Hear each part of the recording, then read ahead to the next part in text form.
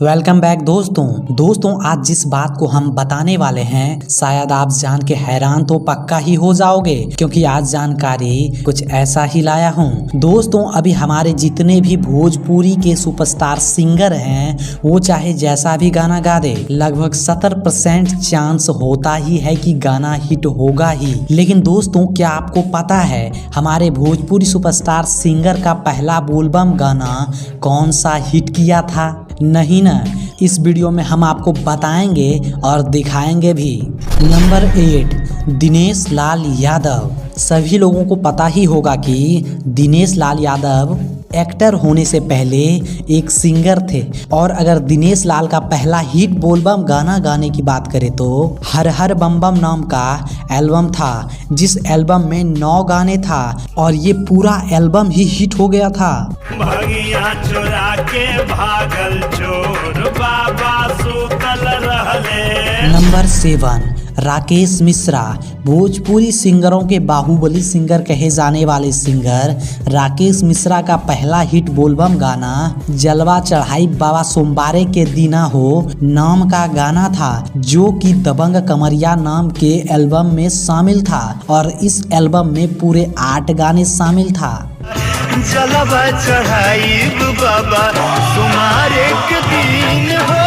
Number 6, टुनटुन यादव। अहिरान star टुनटुन यादव अभी नए singer हैं, ये बात सभी को पता है। अगर हम बात करें कि टुनटुन यादव का पहला बोलबम गाना कौन सा हिट किया है तो 2023 में टुनटुन यादव का पहला बोलबम गाना हिट किया है, जिस गाने का नाम महादेव के दुनिया दीवाना बा है। ऐसे इस गाने को हम लोग एवरेज सॉन्ग मान सकते हैं।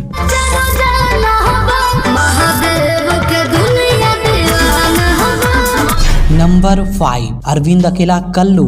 अगर आप लोग भोजपुरी गानों से जुड़े होंगे तो लगभग सभी लोगों को पता ही होगा कि अरविंद अकेला कल्लू ने बचपन से ही गाना गाने की शुरुआत किया था, और कल्लू का पहला हिट करने वाला बोलबम गाना करा दी गाड़ी देवघर के बुक राजा जी है, और इस एल्बम का नाम करा दी गाड़ी था।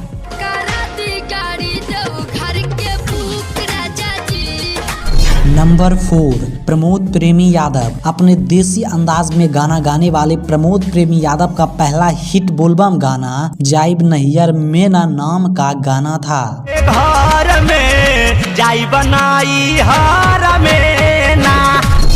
भोजपुरी के बहुत ही प्यारे सिंगर रितेश पांडे ने बहुत पहले करुआ तेल नाम का एक हिट गाना गाया था, तो ये बात तो सभी को पता ही होगा। फिर सावन में रितेश पांडे ने इसी गाने के ट्रैक पर बोलबम गाना बनाया, जो कि बहुत ही ज्यादा हिट किया, और इस गाने का नाम भी करुआ तेल ही था, जो कि एक बोलबम गाना था। से माथा भइल बाटे फेल अब लगा तो करुआ तेल। नंबर 2, खेसारी लाल यादव। दबंग स्टार खेसारी लाल यादव अपने शुरुआती दिनों में रामायण और महाभारत के नाटकों में जाके गाते थे। खेसारी लाल के शुरुआती दिनों में माल मेला में भेटाई, पियवा रहे सऊदी में भौजी जैसे अनेकों हिट गाने गाए। फिर सावन आते ही इसी गाने के ट्रैक पर गाने को गा दिया, जो कि एक ब्लॉकबस्टर एल्बम साबित हुआ।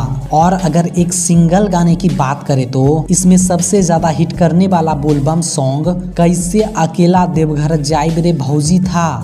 कैसे अकेला देवघर जाइब रे भौजी। Number 1, Pawan Singh. Power star Pawan Singh का पहला हिट करने वाला बोलबम गाना बनके कवरिया सजा के कांवर गाना था, और इस एल्बम का नाम नाचे कवरिया ठुमुक ठुमुक था। इस एक एल्बम में 8 गाना था।